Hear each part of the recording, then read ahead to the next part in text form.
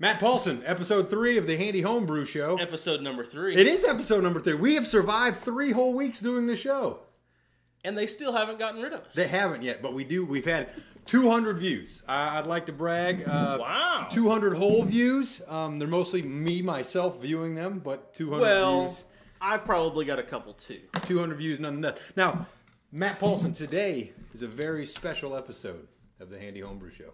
Tell us what kind of a special episode we're going to have today. It's our Valentine's Day Special. Valentine's Day 2016. We do this every year, starting this year.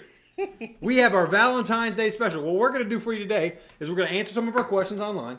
We had some viewers ask some questions. Some viewers asking some questions. We're going to answer those online. And we're going to talk today about things we love about homebrewing. Some recipes we love, some things we love, and why we do it. We're talking about love. It's about love today, Matt Paulson. I've got a lot of love. You got a lot of love to give. He's got a lot of love to give. So, let's start us off. Matt Paulson, word on the street is you brought us something special today. I did. I brought a Nebraska Brewing Company Cardinal clone. Cardinal, is that a red ale? It's more of a pale ale. Really?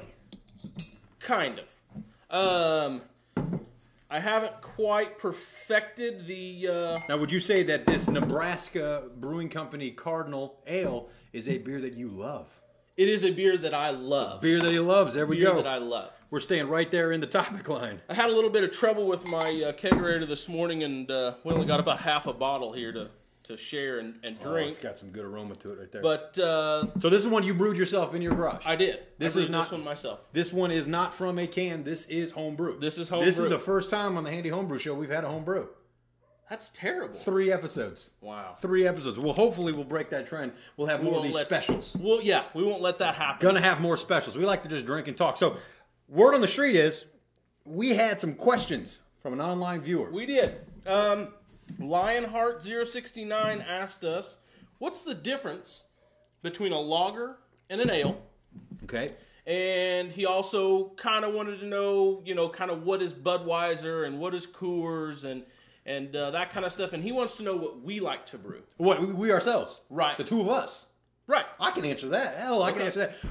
I'll let you tackle the lager ale question, though. Let's go to the lager ale question. Well, there's 3 main differences between a lager and an ale. And I really only consider it 2 because people are starting to get crazy with their ingredients in their beer. They're really pushing the levels of yeast, too, what they can do. So the biggest difference is a lager is fermented at a lower temperature, 45 to 55 degrees. Mm-hmm. An ale between 65 and maybe 75. Some ales are getting crazy now. They're getting up into the 75, 80 range. I just read an article today about saisons in the 90s. That's crazy. Saisons in the 90s. Farmhouse saisons in the 90s. Wow. That's a very dedicated yeast strain to be doing it at 90 degrees. Right. That is chemistry at its finest. That is science narrowing it down to what they want. Very narrow range for that. I like this monkey suit, by the way. You are looking good. I feel like the accountant of the Handy Homebrew Show. I probably am. I don't really know. The second biggest thing between lagers and ales is the yeast strain.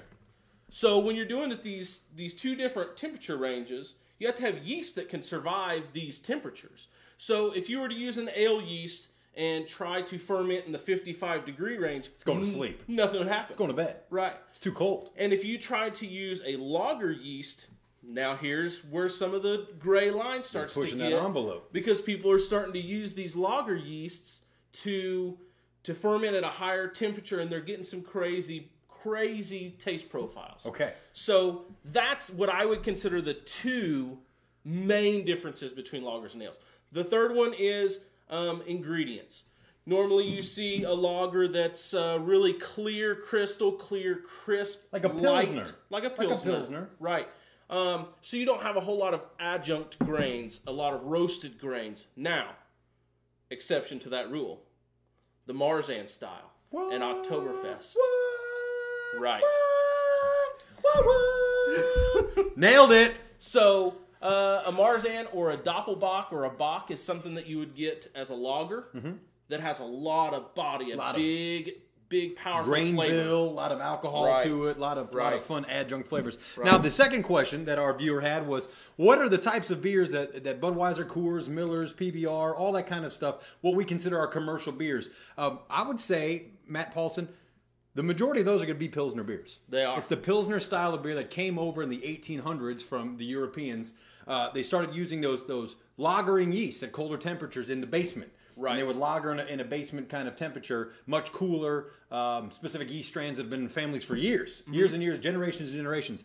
And that is kind of what the American palate bit onto was Pilsner style of beers. Now, the fun thing is, the Pilsner has kind of faded away in the craft beer scene until just recently. The Pilsner is starting to come back with a lot of body and a lot of guts and a lot of gusto. Right. Not like a Budweiser. A lot of hops, a lot of spice, a lot of a big fun yeast strands. flavor. They're trying stuff. They're trying to get spicy flavors and kind of the old Bohemian, German, Czech style of Pilsners, which you don't really get when you drink a PBR or a Miller or a Coors or something like that. Something really soft and light. Yes, it's kind of that's kind of the Americanized version of a Pilsner. Right. But those ones, they're technically Pilsners, but when I think Pilsners, I think of some of our craft beer fans like that. The Lagunitas we had last night. That's kind of a Pilsner that I can sink my teeth into. Big body, a lot of flavor, a lot of alcohol to it. A lot of alcohol. Make it count. Yeah. The beers I like to brew is an ale.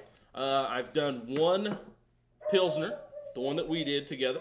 It just takes so long to ferment. 3 weeks in a fermenter, a week diacetyl rest, another week cold crash, and then you're talking about another week after that just to carbonate. Could you say that lager beers are a little bit more involved than an ale? I don't know that I would say either one. The brewing process is the same. You still do the grain. You still do your hops. Equipment-wise, temperature control-wise, time-wise. Yes. So homebrewers tend to start out with ales, probably. Right. Where they can just ferment right in the closet. Yeah, do it in your closet underneath your cabinet. I used to have Mr. Beers, and then my cabinet would stay at about 68 degrees. I throw them underneath my cabinet. Right. To lager, we have to have something that can bring that down about 15 more degrees. Right. So it's a little bit more involved to get started with, and that's why a lot of homebrewers like ourselves, you'll see us lean towards those ales. Those ales are kind of where we start. But once you get good at something, you got to branch out. You got to try different things. You got to try it. You can use an ale fermentation kind of profile. You're talking pale ales, IPAs, saisons, stouts, porters. We're talking a gamut of beers. We're not talking about just pale ales here. We're talking about that temperature range and that style of yeast you can do. And don't get us started on yeast. I mean, where temperature range is one thing, but then there's 1,000 yeasts in that temperature range. So I would say that my preferred brewing right now is stouts. I really love them. Really been into stouts lately. Again, it's got that ale temperature yeast in it, so it's easier to control that. I can do it any time of the year. I just love the creaminess and the thickness and the richness of a stout. I'm just loving stouts right now. Yeah. Loving stouts. Well, here's an interesting fact I read about this today, and I wanted to share this with you guys. The Big Boy ages their beer on beech wood. And you think, wow, somebody's doing something crazy. Well, this has been going on since the 1800s. Yeah. Mind blown, right? Yeah. That beech wood does absolutely nothing for their beer. No flavor. No, It just it. What is it? The only thing that it's there for, and what they thought it was there for in the past, was the beechwood curls would hold the yeast off of the bottom.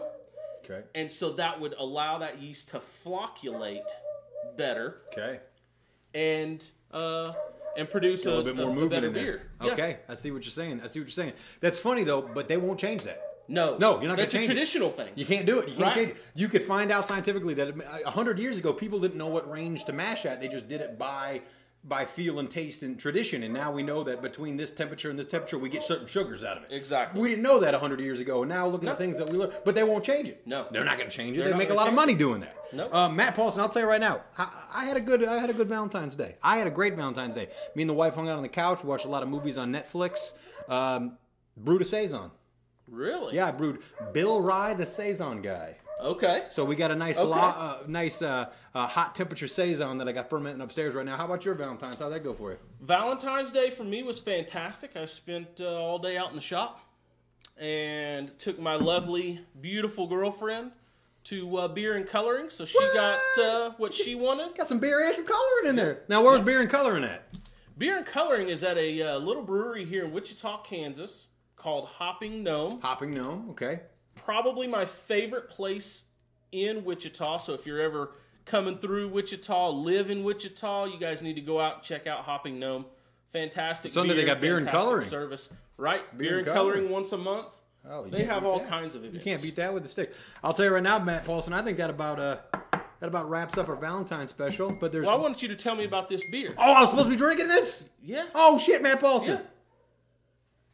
You know, it's a pretty bitter pale. It's got a little. What's the IBUs on this? It's about. That's how we measure our bitterness scale. IBUs. It's probably about 50 IBUs. Really, for a pale ale, usually that's the IPA range. Now, 10 years ago, if you had 50 IBUs in an IPA, that was a strong IPA, and now it's in the pale range. Right. Dry hopped with 4 ounces of Cascade. Okay, I love Cascade. So that's why you're getting a lot of citrus, a lot of juicy juice. Yes. Smell. I do like it. Very sweet. Not as clear as I'd like it. It's only been in the keg for about a week. Now we can gelatinize that, right? Right, and I did. And we'll talk gelatin. We will. We will talk gelatin. Gelatin's a fantastic thing. Super cheap. You get big boy quality clarity on your beer. It's fantastic. Makes it look great. But I'll tell you, Matt Paulson, this is juicy. I like it. I have had the Cardinal from Nebraska Brewing Company. I'd say this is a pretty standalone clone right here. This is nice. I like this. Crisp. It's easy drinking. Have this with a slice of pizza or something. You got a good Valentine's. Oh yeah, definitely. Matt Paulson, we can't end the Valentine's Day special without my favorite part of the show. What time is it, Matt Paulson? Pints and Picks! It's time for Pints and Picks!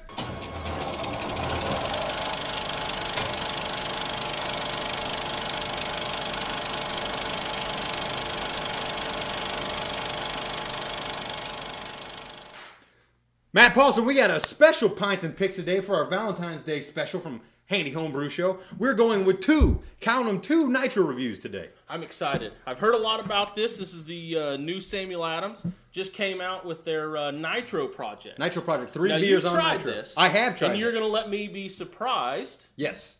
Which way it goes. You're going to be surprised. I'll tell you right there. It's the first time I've ever had a Nitro IPA. I, on the other hand, have a hardwired coffee porter by Left Hand Brewing Company out of Colorado. One of the first U.S. breweries to use Nitro in their beer. Really? Guinness had been doing it for years, but they figured out how to do it. Now the big boys are having to play catch up. Nitro is kind of a fun thing. It adds a different kind of mouthfeel. Nitrogen can't be absorbed into liquids like CO2 can. Right. So it's kind of hard to get it into a can or a bottle. Right.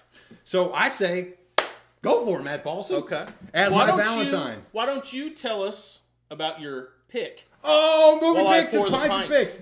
Guys, today I'm going with one of my favorite thriller, mind-bending movies. Man, that sounded cool, didn't it? It did. It's called Perfume. It's my Valentine's Day pick. I can't tell you it's a love story, but it's a fantastic story. It's got Alan Rickman in it. It's got Dustin Hoffman in it. It's got some great young actors and actresses.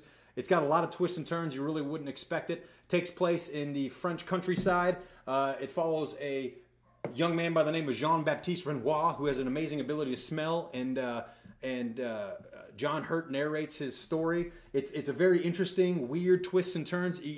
I was very concerned when my wife said, "We're going to watch a movie." Look at that. I know it's gorgeous. Oh my gosh. Let's take a break. That's what Nitro does. Nitro just, you can watch it all day long. Definitely. But when my wife picked us out 6 years ago on one of our first dates, said, "We're going to watch a movie, Perfume," I said, "I don't know about that. Do I look like a perfume kind of guy?" Love it. It's fantastic. It's also a book. The book is great as well. I highly recommend you see Perfume. Again, it's going to be in the links down below with the trailer. It's a fantastic movie. Maybe one you haven't heard about before. Get a couple of beers in you. Sit down with your wife. Order a pizza. Watch Perfume. It's a great movie. And you said it had Alan Rickman in it. Alan Rickman is in it. Rest in peace.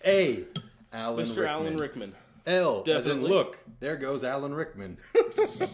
Now the thing about left hands that are different from yours is left hand makes you pour hard when you do a nitro. This is called a hard pour from left hand. You got to flip it upside down. Yours you could pour a little bit easier. I've never done that before. Really? Never. It says it right on the cap. Look at that. It says pour hard. Keep cold, pour hard.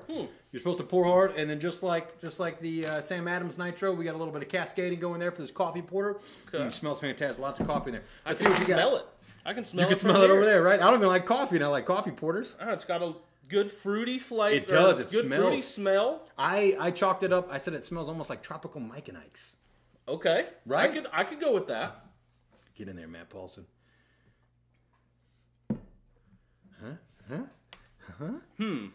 Well, I have to admit to all of you guys out there that I don't really care for IPAs at all. No, he's not a big IPA guy. And that's not very good. No, you don't like this one? I Hold on, would drink from the other say side. that no. It's the mouthfeel. Maybe that's what it is. The mouthfeel really throws me off. I don't get that juicy IPA-ness out of it. I get a lot of pine tar and a lot of bitterness on the back wet of the tongue. wood. Okay, flavor. so I would say out of 3 episodes of the Handy Homebrew Show, we finally have a review that we're not glowing about. I agree And with I you. don't like to do that because I love beer.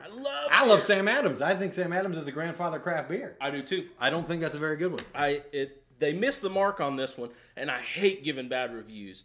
Nothing against Sam Adams. No, I've never Because they met him. make awesome. I'm sure Sam's a great guy. He probably is a great guy. Okay, let's move on then. Let's go to a more traditional style of nitroed beer, a porter or a stout. This is the coffee porter by Left Hand. It's got that nice creamy rich head, very thick. Okay, a lot of coffee notes in there. Get in there. Okay, here we go. Much. Bottoms Chocolate. up. A lot of chocolate too. Yeah, I'll tell you that. And Yeah. by the way, you can get chocolate from the types of malts you use. You don't have to add chocolate. Curveball. Right. Throw one out there. So, what do you think? Oh, that's good. Great. Let me try it from the other side. Other side. then. We always do the other side thing. It's a Valentine's Day special, but that doesn't mean we got to be all close. It's very rich, very creamy. It's almost wonderful. a stout. That's a very thick porter, isn't it? Yes. That's almost a coffee stout. That's very, very good. That's a now, good beer. I may not like IPAs all that much. I'm starting to learn to like IPAs. You got to expand your range. Right. You got to try everything, even if it's not your favorite. My go-to is porters, stouts, Oh, you're right in your wheelhouse. and there. that's right up my alley right there. Well, Matt Paulson, I say we switch then. Okay. Because you know I'm a hophead.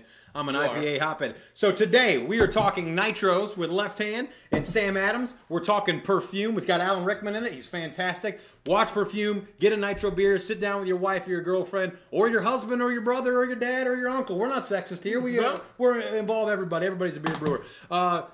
Comment. Leave stuff at the bottom. Like us, comment, share. Subscribe. That's a word we use around here. Subscribe. You can follow me at Twitter at homebrew_handy. I always forget that, Matt Paulson. You can follow me on Twitter at Wichita Pilot 99. 99. That's when he graduated from 3rd grade, I believe. 1999. Right. So, again, thanks for following us. It's episode 3. It's our Valentine's Day special. We're doing it every year, starting this year. Okay. Leave comments below. Have a beer. Watch a flick. It's been great seeing you. Cheers, Matt Paulson. Just remember, we're not beer lovers. Experts.